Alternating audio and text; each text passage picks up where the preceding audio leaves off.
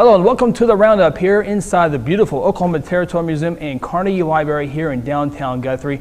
I'm your host, Chris Evans, and we invite you down here to the museum. They have wonderful things. It's always changing, and it's just a great place here, young and old. You always learn something new every time. Located here, 406 East Oklahoma in beautiful downtown Guthrie. With us today is Representative John Pfeiffer from District 38, who serves as the Deputy Floor Leader. Representative Garry Mize from District 31, who serves as an Assistant Floor Leader, and Senator Chuck Hall, District 20, who is the Vice Chair for the Senate Finance Committee. Well, let's start off, Representative Pfeiffer, what a year makes from last year. Last year, trying to find $1 billion, cut $1 billion. This year, you walk into a $575 million surplus. And it seems like a little bit easier going time compared to a year ago. Most things in life are easier than what we went through a year ago. We had to step up and we made some tough decisions. Not all of them were universally popular, but because we made those tough decisions last year, we found ourselves in a lot better fiscal situation this year in the state of Oklahoma than we have before, than we have in the previous 4 years I've served. Not only that, we have a lot of new House members, a lot of new senators, and a whole new executive staff. There's just a general change and a more positive attitude at the Capitol. We're getting things done. I mean, we've already substantially reformed the way the government works. Probably the biggest change in government reform since we quit electing Supreme Court justices. That has already passed out of the House and Senate and been signed by the governor Wednesday. We're now just trying to hone in on where we need to put more money back in after 4 or 5 years worth of cuts and continue to move the state forward. Gary, Chuck, you guys are in big leadership roles already with what you guys do, but how's the day-to-day transition be from going from the election to actually in the House and learning where everything is and how it works there? I want to defer to the upper chamber. Well, it's been interesting. I don't know that anybody can be fully prepared to enter into office. We spent a lot of time on the campaign trail having an expectation, but when you get in there and things start to flow and you are under deadlines and you're working in committees, it's eye-opening. So I spend an enormous amount of time trying to wrap my arms around every piece of legislation to the extent I can. I feel like I'm back in college and I'm majoring in everything. So what I thought I had a general understanding of, I come to find out that I've got to work at this. And I watch you a lot on the computer. You take a lot of notes. I do take a lot of notes. I try to go in, I try to be prepared because I feel like that at some point I'm going to need to come back to the district and I'm going to have to answer for my votes. And so I want to be able to clearly and distinctly be able to explain the decisions I made on the floor. How's Office 300 going? It's been a lot. It's a lot of information. It's a pretty steep learning curve. And one of the nuances that you have to navigate on the House side is there's 101 of you, so it's a lot more relationships to develop. But I think it's been a wonderful experience so far. I've said this countless times, but it's really an honor for me to come back and represent the area that I grew up in. And there's good senior members that when you do have a question, you can go and ask them, hey, what are we doing here, and what am I stepping in that I don't even know? Right. Gary and Chuck, you guys, financial backgrounds, running, you always hear what's going on, news, papers, all that stuff. Now that you're there, what kind of idea what financially where Oklahoma is? Well, I think, and I've heard this a lot, that and I wasn't there for the past several years that Representative Pfeiffer was there when we had the budget deficits. But a lot of people have told me that sometimes it's a little bit more difficult when you have money as opposed to not having the money, because it's just simple to say we don't have it, we can't do it. Now we've got a little bit, and everybody's got their hand out.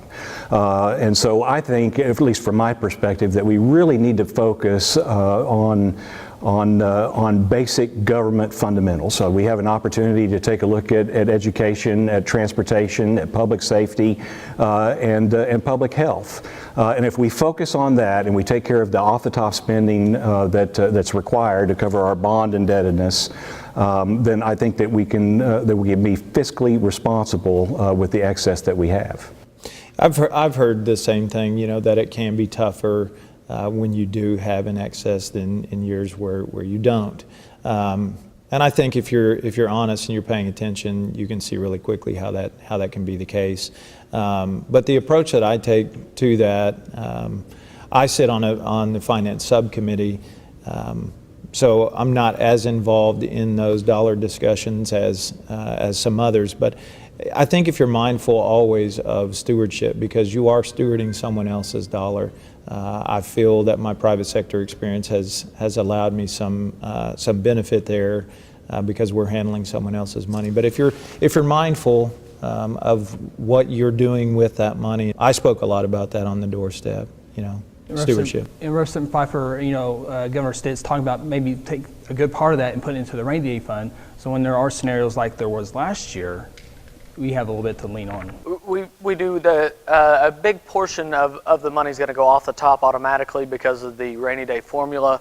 To what extent we put extra into the formula or into the rainy day savings account is going to depend a lot on where budget negotiations go between House, Senate, and of course the governor's office. 2 weeks ago, I believe it was, that the House presented their first kind of draft budget to the Senate. The Senate did the same. Kind of echoes what these guys said. Everybody says, oh, it's tougher in years when you have money. About the middle of last year, I didn't think we were ever going to see a year where we actually had more money and didn't have to cut. So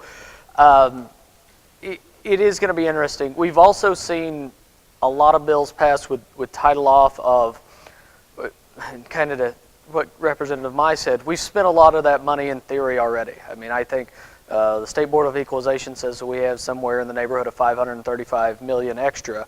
I think we've probably spent $700 to $800 million already. Now, not all of those are going to become laws. They're all just kind of ideas right now as we keep on moving through the process. But there's definitely lots of worthy causes, lots of places where people think we need to spend that money.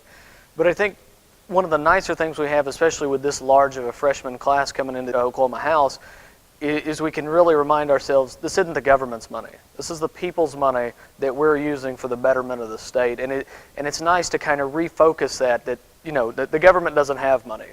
Taxpayers give us money and we use that for the betterment of the state, and it kind of reshifts and reminds us of that sometimes people who've been there a little longer, we tend to kind of forget and think of it in terms of, well, this is the state's money. It's really not. Yeah, absolutely. And we'll move on to education here real quick. And the Senate passed 31-17 by a vote there on 4 or 5 school day week. And I'll say this, I've come 180 on this deal. When 4-day school came out, I was like, but the more I look into it, the more I understand it.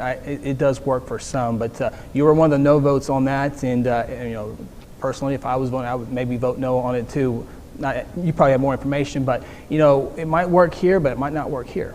Well, so I was one of the drivers of wanting to maintain the option for the 4-day, and it was a little bit difficult for me because it went against Senate leadership. One of the pillar things that they're trying to accomplish in this session. But my Senate district, I represent about 78,000 people in 4 counties. I have 4 school districts that are utilizing the 4-day school week.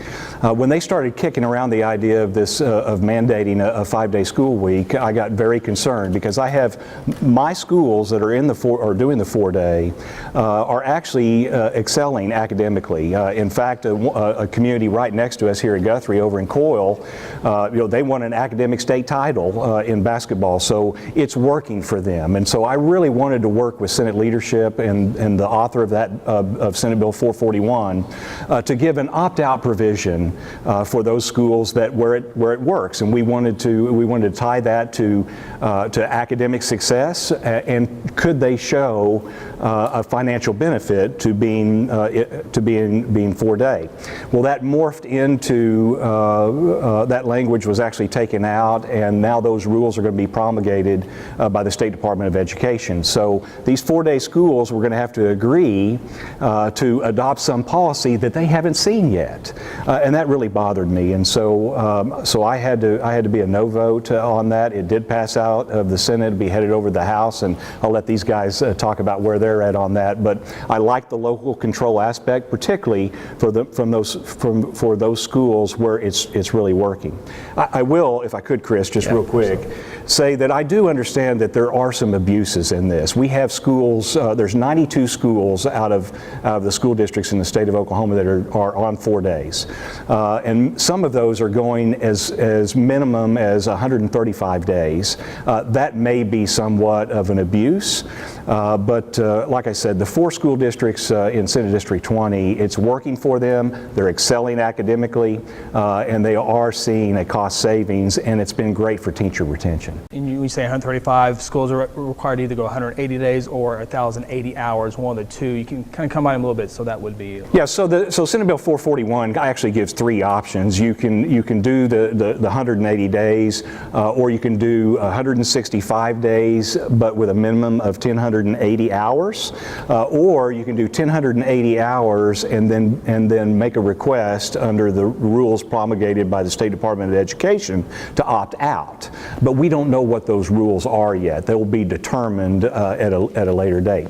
The one point that I want to make is this coming school year for 2019-2020, everything remains the same. So we're looking at the 2020-2021 school year for these changes to take place. And the state superintendent, Joy Hoffmeister, is in favor of the 5-day deal. I know you guys will see a little bit more on it, but it's just, I don't think Oklahoma City Public Schools, Norman, Mustang, Guthrie, schools like that would ever think about going to a 4-day deal. And they always talk about we're losing businesses not coming here, but hopefully this changes one day where businesses do go into COIL, but I don't think they're looking for COIL. I mean, they're looking to go into the big market areas where there's already going to be 5-day school weeks. Well, and this 4 or 5-day school week is a little bit of a false narrative. When we had, as we continued to cut education budgets, as we continued to keep education budgets flat, and as the number of students across the state continued to grow, and our funding wasn't able to keep up with that, they started looking at other things, and mainly it was a way to bring teachers in and retain teachers. I know that was one of the main reasons Josh went to it over at COIL. It's one of the main reasons that my school up in Blackwell looked at it and things like that. Where it becomes a real false narrative is Colorado's had 4-day school weeks for the past 20 years, and nobody's talked about that, and it hadn't hurt their test scores, it hadn't hurt their business requirement, anything like that. There does need to be a minimum number of time and an adjustments. Kids need to be in school X amount of days or hours to learn what they need to learn, but letting the local boards kind of choose that, I do think is important. I think that in the midst of all the other school funding formula talks and things that we got into over the last couple of years, this 4-day school week kind of got wrapped up in this when they really are 2 separate issues. Some schools are doing it to see cost savings, but mainly they're doing it to try to recruit teachers. Right now, to go back to my example of Blackwell, they've got about 13 open teaching positions where they just can't find the teachers. And if this allows them to recruit better teachers, and it's a decision that the school board and the community wants to make, then we need to look out for the best interests of the kids, but we also need to let that local board who's elected by that local community make those kind of decisions. And Governor Stitt's big on local control, and he said that over and over. I mean, no offense to Representative Mize or Kevin Stitt, but I think Superintendent Summerall and Blackwell Superintendent probably know their students, their districts a little bit more than those guys do. Yeah, and to speak to that, I mean, I would argue that local control is extremely important. I mean, I have a bit of an interesting district in the sense that you have Edmond schools, Deer Creek, Cache, and Guthrie, and those are all, I would imagine, they're all different. They all have their own nuance. So I think it's important to for any individual that has a district like that to have relationship with the superintendent, with the board to figure out what is working best for them. But I mean, ultimately, outcomes are kind of the proof in the pudding. If we're not seeing lesser outcomes out of a district that has a 4-day school week versus a 5-day school week, I mean, that's tough to argue that you need to go back.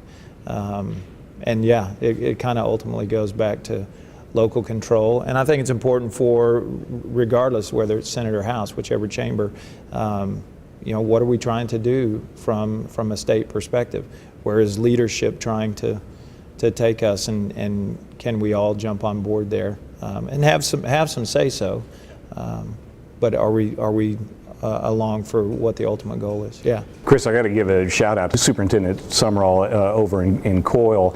So he's seeking his doctorate and he's doing his dissertation on 4-day school week. There you go. So I've been very fortunate to have a lot of detailed information about him and what works and what doesn't work. I know he's been at the Capitol at least twice this year. He certainly has. Well, and I would imagine we all got that email, right? I bet you did. Yeah. Long. That's right. It was good. Very informative. Yeah. Hey, two quick notes on education. The House has sent 2 things over to the Senate: $1,000 tax credit for teachers out of pocket for their classroom, and a $1,200 pay raise across the board for teachers. Yes, and both of those, both of those measures were titled off because it's going to depend on where the budget negotiations settle down at. But I think they're important. I know the $1,200 teacher pay raise, which would take us to #1 in the region, is something Governor Stitt talked about in the State of the State. I think one of the more interesting things is everybody's trying to paint this as an either or. Either we get $1,200 additional $1,200 for teachers, or we get more classroom funding, and that's simply not going to be the case. There's going to be a classroom funding portion in the state budget. It's going to be an increase in the formula, the same as there was an increase in the formula last year after we passed 1010XX, I think was the final name which we came up with. Might have missed 1X maybe. Yeah. But whether we do the $1,200 additional teacher pay raise or not, there's still going to be more money into the formula, more additional dollars for the classroom than there ever has been before in state history. Real quick, move over to the COLA, cost of living adjustment. I know you guys are all 3 at the Logan County Fire Departments. They talk about this, also for the teachers. But being adjusted, looking at it, would adjust it a little bit. It hadn't been done in about 10 years, and firefighters, teachers, judges, and all that good stuff. But COLA bill did pass. Yeah. We voted. It came through committee, banking, financial services, and pension, so I got to vote on it twice. Yeah. We voted for it at 2% through committee, and then there was an amendment to 4% on the floor. I think everybody unanimously was glad to do that. But again, some of the conversations that I had were around stewardship, and those are never fun conversations to have when you're talking about potentially not giving someone a raise. And it's not a matter of whether you wanted to or not, but you have to be forward-looking in that, especially the way that those plans are set up as a defined benefit plan. So you're projecting a future benefit with today's variables and some future variables that you don't even really know what those look like. And this specific package was lumping everybody together and giving a blanket across the board. And there is specific nuance with each one of those pensions, the makeup and the people that are involved. Some of them are, quote unquote, fully funded at 80% or above. There was 2 that weren't. But I'm hopeful, that will be a good faith, vote, and that we care and want to see them prosper in retirement. Yeah. I know Guthrie Fire Chief Eric Harlow, that was a big deal on his radar and the biggest one of the year. And he's like, I'm going to do a press release. You know what? I'll hold off. I better wait. So, as you were talking about. Well, taking a look at the actuarial tables are going to make a big difference to see where we can be on this. I'm a co-author over on the Senate side of this COLA bill, so I believe in it. I've just, these retirees have donated have offered their lives up. It's their life's work, and it's regretful that in many cases their retirement is not covering their cost of their health care. I take a look at these firefighters, those are in public safety. I mean, their bodies are breaking down because they served us, and we really need to be there for them to the extent that we can be. But there are a lot of costs with the teacher reimbursement from the classroom expenses, from the teacher pay increase, from the COLA increase. I mean, we're over $1 billion, in added costs, and so we're going to need to take a look at that. A lot of this stuff is coming over to the Senate.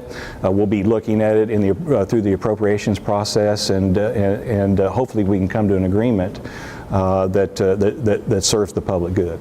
passed the House 98-3, 101 votes. You don't rarely see 101 votes, but yeah. It did. It was very rare. Again, partly because it's been 10 to 12 years since we've given a cost of living adjustment, and partly we're finally seeing some of the dividends of a lot of the hard work that was done before any of us got in the legislature. They made some extremely tough decisions.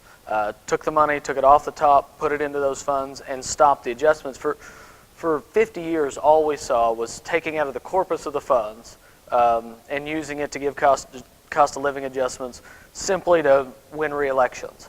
It was a great way to win elections. It was a horrible way to manage the state's money and take care of our state employees.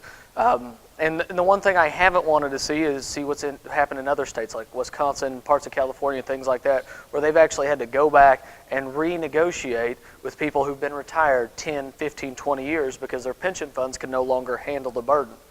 Thankfully, in Oklahoma, we don't have to do that now, and we're at a place where we can look at bringing some of that up and giving a COLA. It's been hard. It's taken a lot of restraint and a lot of political will to say, no, we've got to do what's best for the state. We've got to do what's best for the future of all state employees, and we've got to make some tough decisions now. And it's going to be painful for at least 10 to 12 years going forward. But we're finally seeing literally the dividends of that pay it off now. That's awesome. We'll move over to a constitutional carry. I know this was the first bill that the governor signed through the House and through the Senate. I know Representative Mize, you had a trailer bill with this as well. And I got to be honest with you, I was like, and then I kind of, the more and more I heard about it, the bad guys are going to take classes and they're not going to go do all that good stuff. So I've come around a little bit on this one too, but you talk about that in your trailer bill. Yeah. So I was a joint author on that, and that was one of the things on the doorstep that I heard a lot about, specific to this district. So, I have my conceal and carry license. I went, paid the fee, took the class, and this was a conversation I had. I didn't feel as if my rights were being infringed on to do that.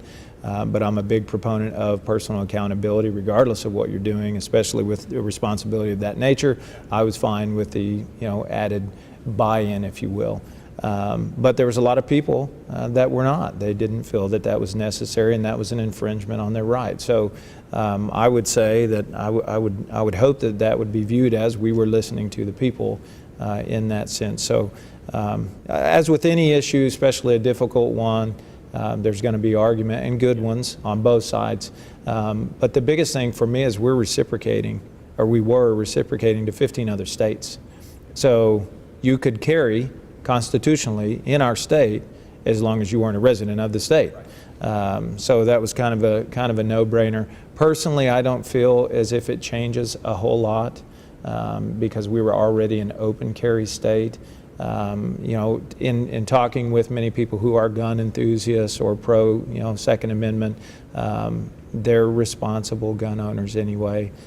So I didn't feel like it really changed a ton, but it did certainly meet the needs of that group of people. So I was proud to sponsor that.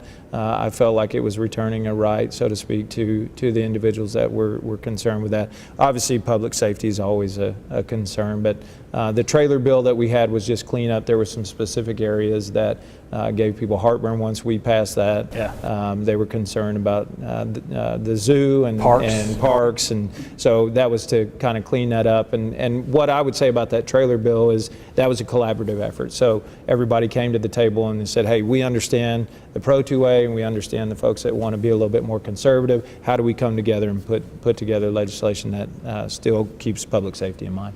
Probably the most important thing is remember this isn't going to take till November 1st, so keep that in mind there. Not you guys, but our audience. Don't want to start too early. Don't want to jump the gun. We've had some issue with that already. Yeah. For me, this was the easiest vote I've made, I think, this year. We talked about it on the campaign trail. It's, promises made, promises kept. I was very clear where I was going to be if constitutional carry was put in front of me. And so it was, I don't like to say no-brainer because I think we use our brains, but it was an easy vote for me. Guthrie. I did have a couple of concerns that came up, and they were all met and addressed. One concern was related to what would happen to the OSBI losing $4 million, in revenue. The other thing I was concerned about was what kind of business protections did we have, and so the business protection issue was met. Businesses still have the right to post whether or not they're going to accept that. And as a banker, you would expect me to be a little bit concerned about that. Right. So when somebody comes into the bank packing a little heat and they ask to make a withdrawal, it gives whole new meaning to making a withdrawal at the bank. As far as the $4 million potential loss to the OSBI, I believe, and in my own case, I'm a concealed license holder, and I plan to maintain that license. I will be renewing it because I like to travel out of state, and to have that license with me whenever I travel makes good sense.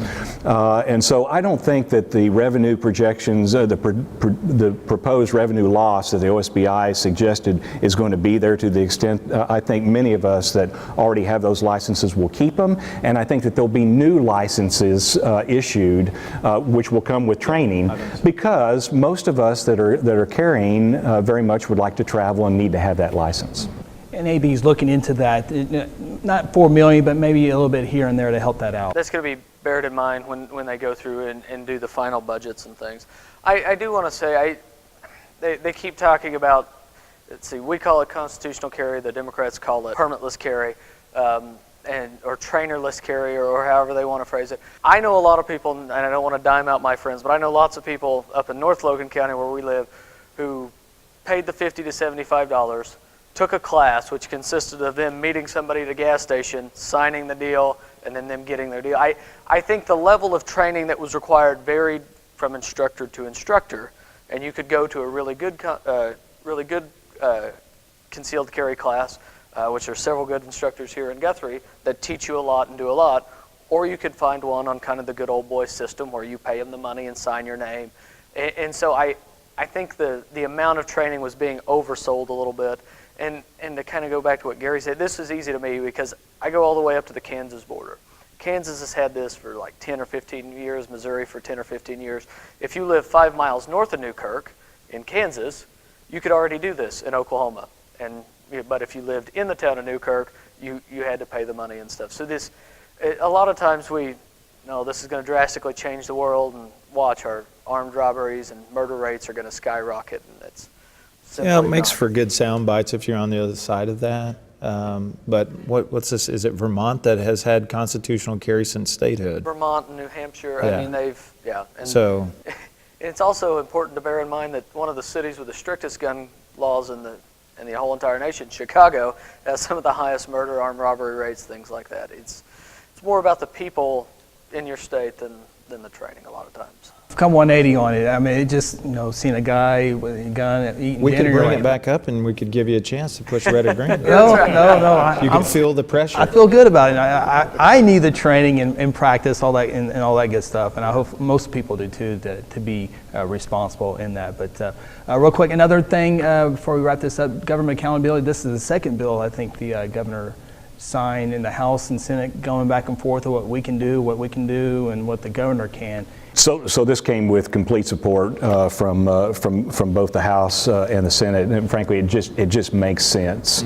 I can't, being in business, I cannot imagine that I would have some vice presidents out there that I don't have the hiring and firing or can hold them accountable to the job that they're doing. The way it's working now, it doesn't make sense to me. We elected a governor. We expect him to be the leader of our state, and now that he'll have some authority over these agency heads, particularly the Big Five, it's good common sense, and I'm glad that it was one of the first bills that made it all the way to the governor's desk. It makes good sense. And the governor always has a perfect example. If I'm hiring this coach to go beat this university, but I picked your offensive coordinator and he picks your defense coordinator. I don't. Yeah, it's not going to work. I'm responsible for beating them. I want to be all responsibility on me. And it truly is a huge and fundamental way to the way we do government in the state of Oklahoma. And And this is not a new problem. I mean, you can search back through the Oklahoma editorial sections all the way back to when Bellman was governor the first time and find examples where everybody's saying, we need to change this. We've just never agreed on a framework before. And now we finally have. The governor has the ability to hire and fire these agency heads. We've reorganized the boards and made them at will. The governor gets 5 board appointments. The pro tem of the Senate gets 2. The speaker gets 2. And we have the ability to remove these agency heads in case they go completely rogue with a 2/3 vote of the House and Senate.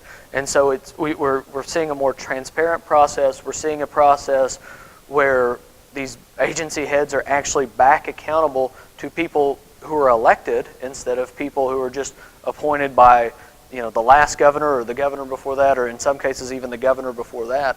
And hopefully what we see is a better handle, a better response from our agencies, and an end to this kind of political gamesmanship that we got into. I know one of the things that I've had several conversations with the governor about is he goes, I want my agency heads to come in, and when they give you budget proposal numbers, you need to trust those numbers. This is what they actually need to do their jobs.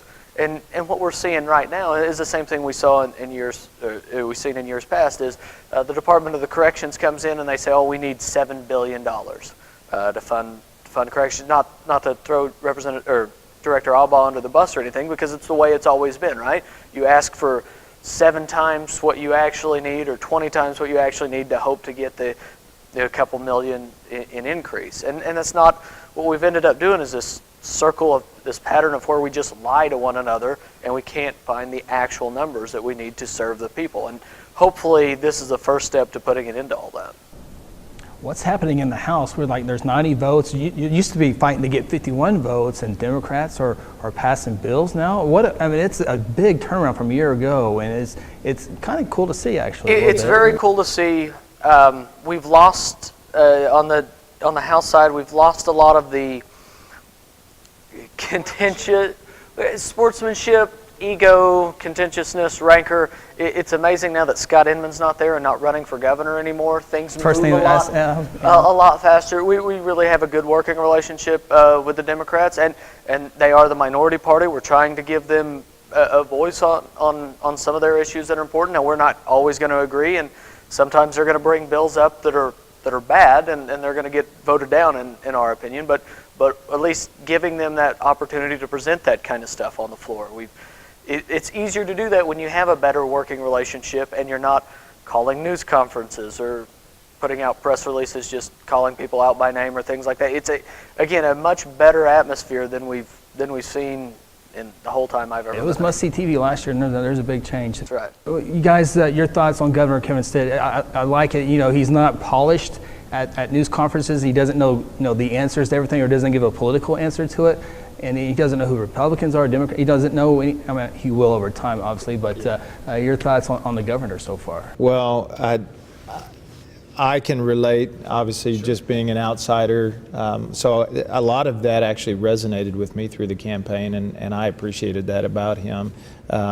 It's not polished. I'm sure it will become more so. I mean, if you've heard him speak and followed him even since being sworn in, he gets better and better every time. But I think he's a genuine individual who cares about what he's doing and cares about the state. And honestly, some of that pomp and circumstance, so to speak, is just that. And I think having been successful in the private sector, knowing what he can accomplish, if you can take that mentality and attitude into the public sector, it gives you a lot of confidence. Maybe you don't know the ropes yet, but you can figure it out just like anything else. So I've really enjoyed getting to visit with him, got to eat breakfast with him one morning, and my kids, we were leaving, they were up there for a couple hours and I had to take them. We were making a trade the day that they were off school for the weather, and they got to meet him and they talked about it the rest of the day. It was kind of neat. When I say not polished, I mean not polished as political, giving you political answers. If you know, you don't know. So people were tired of the political answers. Yeah, absolutely. Honestly. It's nice. I enjoy it. Yeah. Well, I find it refreshing to be able to have just a casual conversation with the governor and a coworker. We see him in the Capitol halls. He will visit representative offices and Senate offices, and I had heard tell of that, but my experience was My assistant, Kayla Plagg, who's a resident here in the Guthrie area, said, hey, the governor would like to see you. And so I get up and grab my jacket, and where's he at? Well, he's right there. I mean, he's in the office. Came by to say hi, wanted to sit down and talk, and wanted to look at the family pictures and just get to know me. And when I talked to some of the senior members in the legislature, governors that they've worked with, that had not happened. Yeah. And so it really makes you feel like that you can approach the governor and that he's really willing to listen to where you're coming from and how you can better serve your constituency. And I appreciate that about him. It's just been really great. And the people he's appointing in key positions are very good and very qualified. We're not seeing the political cronyism of past administrations. We're seeing people who he goes, okay, here's what we need to do and here's what we need to fix. You go do that. That's your job, and do it, and then holding them accountable. And it's really, everybody keeps saying, but it's really refreshing to see that on the second floor. I think, in a word, he's genuine. Yes. Yeah. What you see is what you get. Yep. Real quick, I omitted this question. I need to get in this the final question of the day for Representative Mize. The film and industry bill. Yeah. You co-authored that went through, and that could be a good impact for Guthrie and many other towns. I was really pleased to get that bill and have the opportunity to run that through. What it does is it basically frees up for that office to go and recruit more film and music business to the state. So kind of takes handcuffs off, increases their limit with which to go and negotiate when they're going to these film festivals or music festivals, and they need to secure venue space. And I think you got that one too. It's coming to you. I'm looking forward I set it up for you. I teed it up. You teed it up. I'm looking forward to carrying the water. So you and I are co-authors on that, and we're excited about what we can do for Guthrie as it relates to that piece of legislation. Momentum. I think that's, for me, looking for areas that we have momentum. If we're talking about diversifying our economy, that was a no-brainer. So helping out the hometown. Absolutely. All right, we've gone over time. We need to exit stage left. Representative Mize, Senator Hall, Representative Pfeiffer, thank you so much for joining us. And 6 weeks down, a few more weeks to go, and appreciate you spending a little bit of time with us. Thank you. Thank you. Again, thank you for tuning in as well. We'll talk to you next time on the Roundup.